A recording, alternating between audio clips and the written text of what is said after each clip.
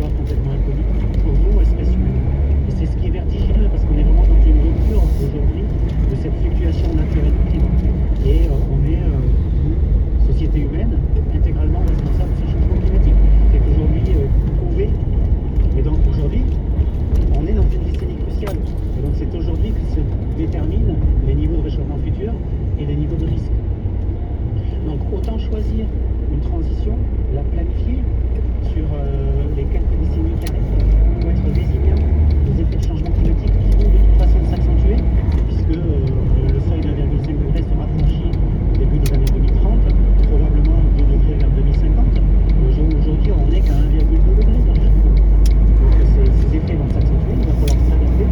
Mais la meilleure adaptation, en fait, c'est de limiter les émissions de gaz à effet de serre, puisque chaque fraction de degré supplémentaire rend l'adaptation plus complexe.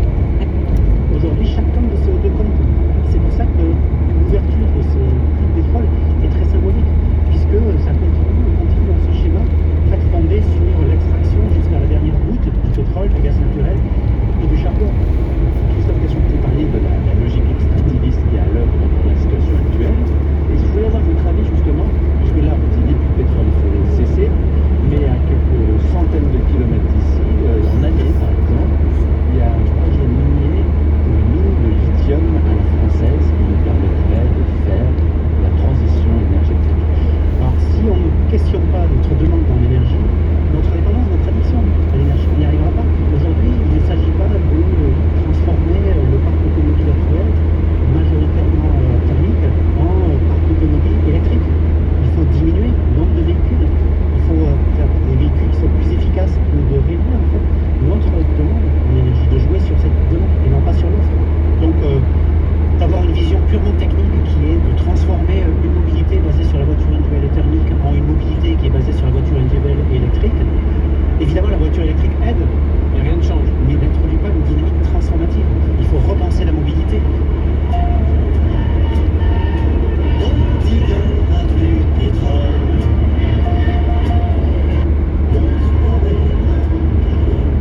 Amen.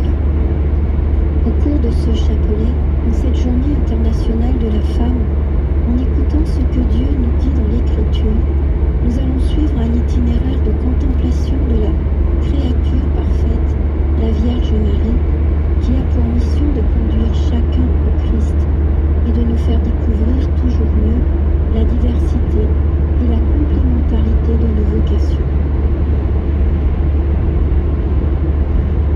Ce 8 mars, journée mondiale de la femme, avec les intentions des auditeurs, prions pour que la femme soit reconnue, respectée et valorisée dans sa dignité propre. Rendons grâce pour le génie de la femme, pour le service d'amour qu'elle accomplit dans la famille, ainsi que pour toute forme de maternité affective, éducative, culturelle et spirituelle.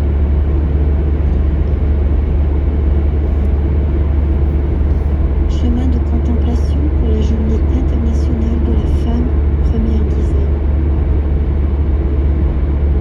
Du livre de Michée. Mais Dieu livrera son peuple.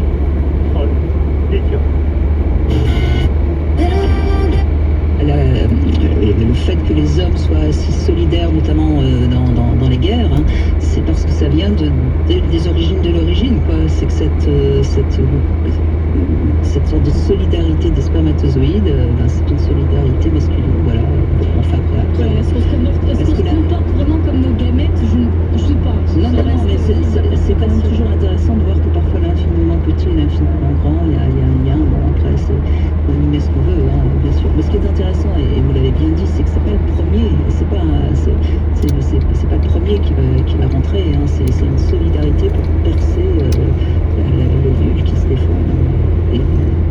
Alors oui, qui se défend et puis qui attire. On voit que l'ovule n'est pas passif dans la sélection du spermatozoïde. Et ça, c'est vraiment très récent. C'est des travaux qui datent de 2020, donc au moins de 3 ans, qui montrent que l'ovule n'est pas une cellule passive qui n'a pas son mot à dire dans la sélection et qu'il y a il y a eu des études alors qui sont peut-être moins scientifiques mais qui avaient été faites et ça a été démontré par les résultats des femmes qui avec certains hommes n'arrivaient pas à être enceintes et puis avec d'autres ont réussi réussissent au premier coup, si je puis dire, à être enceinte. Donc on voit bien qu'il y a des choses qui nous échappent complètement, et c'est ça qui est passionnant, quoi. Ça veut dire que il y a quelque chose qui nous échappe, et moi j'aime bien cette idée-là.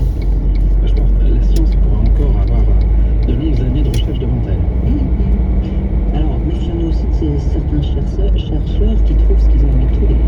C'est vrai. Bon, en fait, en 50 ans, il y a eu plus de...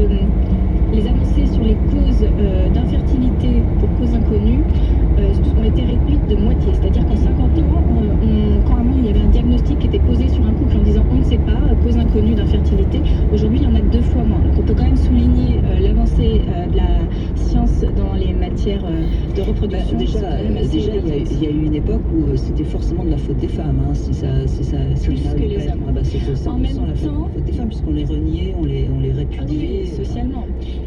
oui, Et en même temps, c'est aussi vrai d'un point de vue scientifique parce que de plus en plus, il y a un problème avec la qualité du sperme. Avant, il n'y avait pas autant de dysfonctions sur à la fois la viabilité des spermatozoïdes et la qualité du sperme de façon plus générale. Aujourd'hui, l'infertilité gagne du terrain du côté des hommes parce qu'on a quand même des gros problèmes de perturbateurs endocriniens qui endommagent la qualité du sperme. C'est une théorie, mais on dit aussi que c'est parce que les couples font des enfants plus tard, c'est-à-dire qu'ils se mettent en couple et ils font des enfants plus tard, donc ils font moins l'amour qu'au début de la relation. Il y a beaucoup d'hypothèses, et puis après tout, je ne sais pas quelle est la bonne, et peut-être qu'on ne la saura jamais, et après tout, qu'est-ce que ça peut faire? Pour des couples qui ont envie d'avoir un enfant, c'est bien de voir la cause. Mais non, mais Si elle peut être résolue. aujourd'hui, il y a beaucoup de progrès, mais sur le plan médical, pour ceux qui n'arrivent pas à avoir d'enfant, et il y a une aide qui est là, c'est évident. Mais je veux dire, est-ce qu'on pourra un jour tout expliquer? C'est ça que je voulais dire. Je suis pas sûre, et c'est peut-être pas plus mal qu'on ne puisse pas tout expliquer, parce que sinon, ça voudrait dire qu'on est des sortes de robots. Moi, j'aime bien l'idée qu'il y a plein de choses qui nous échappent. Je pense qu'on est des petites machines, mais c'est vrai très complexe, et donc avoir le fin mot de l'histoire prendra encore des dizaines d'années, donc peut-être certainement pas de notre vivant. Donc il faudra vivre avec, et puis y aller un petit peu à tâtons. Bon, en tout cas, merci de ce voyage spermatique, Flanchéry. Et puis je rappelle, ensemble, là, vous avez créé ce lieu, le Sweet Paradise, 12 rue Marie Stuart, dans le 2e. Vous êtes toujours l'autrice d'une pièce Oui, 5 à 7 qui se joue tous les jeudis à 20h30 et qui a vraiment été conçu pour le désir des femmes. Et j'invite vraiment les femmes, alors même les couples, parce qu'on inclut aussi les hommes, à venir les jeudis à 20h30 voir 5 à 7. D'accord. Ça, c'est un petit concept, parce que pour une fois, l'homme ne peut pas rentrer tout seul dans la salle de spectacle. Donc ça, c'est vraiment une grande nouveauté.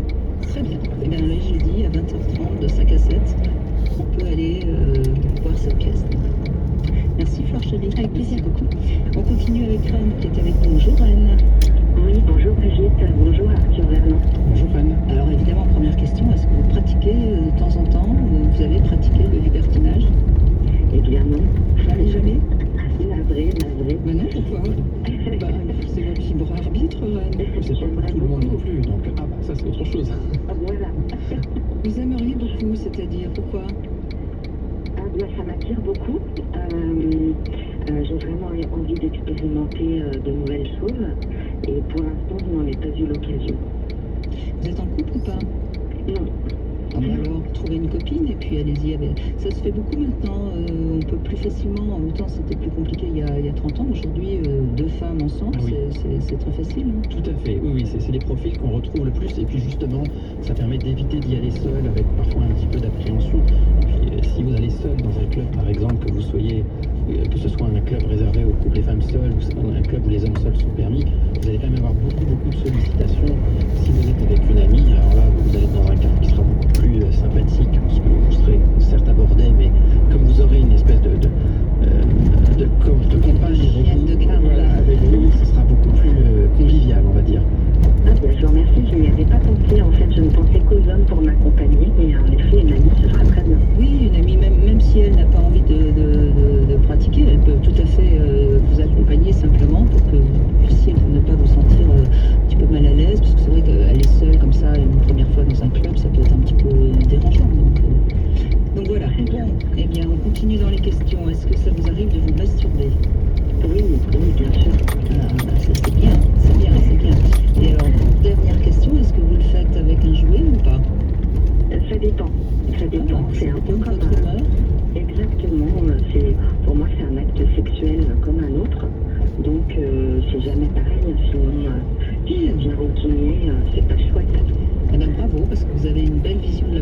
effectivement, c'est en effet pas que ce soit quelque chose de mécanique, de machinal, il faut que ça soit toujours imaginé, donc bravo. Ouais. Mais ce qui n'est pas toujours évident avec aujourd'hui les sextoys féminins qui sont sur le marché, qui sont parfois d'une efficacité redoutable, qui fait qu'il est plus difficile derrière de basculer de ce sextoy à simplement l'usage de ses mains.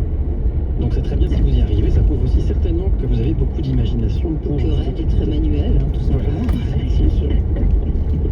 Vous pouvez poser une question à Arthur Vernon, il vous écoute, allez-y. Alors, j'avais une question à laquelle vous avez peut-être une réponse à la rubrique précédente, en fait, qui a un lien avec votre première question. Je voulais justement aller dans un club, je veux aller dans un club depuis longtemps, mais je souhaite que ce soit vraiment un événement, une soirée vraiment chouette. Et à côté de chez moi, je ne suis pas à Paris, il n'y a pas d'endroit exceptionnel, donc je voulais vous poser la question d'y aller seule, par exemple, au Sweet Paradise. Et j'ai entendu, je vais bientôt à Paris, j'ai entendu que le jeudi il y avait un spectacle à 20h30, je pense que je vais tenter ma chance. Mais écoutez, n'hésitez pas, je vais pas vous dire le contraire. En plus, juste avant, si vous avez envie de vivre une autre petite expérience, on a créé aussi de 19h à 20h30, donc juste avant ce spectacle, une animation qui s'appelle Fantasme pour femmes, où vous avez un sweetie homme et une sweetie femme d'ailleurs aussi en fonction des affinités, qui propose de réaliser un certain nombre de fantasmes très doux. C'est vraiment une première étape. Et c'est vrai que ce qu'on aime bien dire, c'est que le Sweet Paradise est un sas d'entrée dans le monde du libertinage. On a aussi des spectacles libertins et à chaque fois on va vous demander quand vous arrivez de mettre un bracelet d'une certaine couleur en fonction de l'implication que vous avez envie d'avoir pendant le spectacle. Donc si vous êtes vraiment timide et vous n'osez pas, vous mettez un bracelet bleu. Vous serez vraiment simple spectatrice comme dans n'importe quelle autre salle de spectacle à Paris. Vous serez assis sur votre siège, personne ne va venir vous ennuyer, vous profiterez simplement du spectacle. Si vous vous dites, tiens, j'ai peut-être envie de faire un petit quelque chose, mais je sais pas trop, on verra bien, vous mettez un bracelet jaune. Et puis si vous vous dites, non, là, il faut que je tente quelque chose, j'ai vraiment envie de participer, là, vous prenez un bracelet rouge et vous êtes presque sûr de vous retrouver sur scène, il va se passer des choses. Je ne vais pas révéler ici, mais il va se passer des choses, soyez-en sûrs. Voilà. Je pense que j'ai une petite idée de la couleur et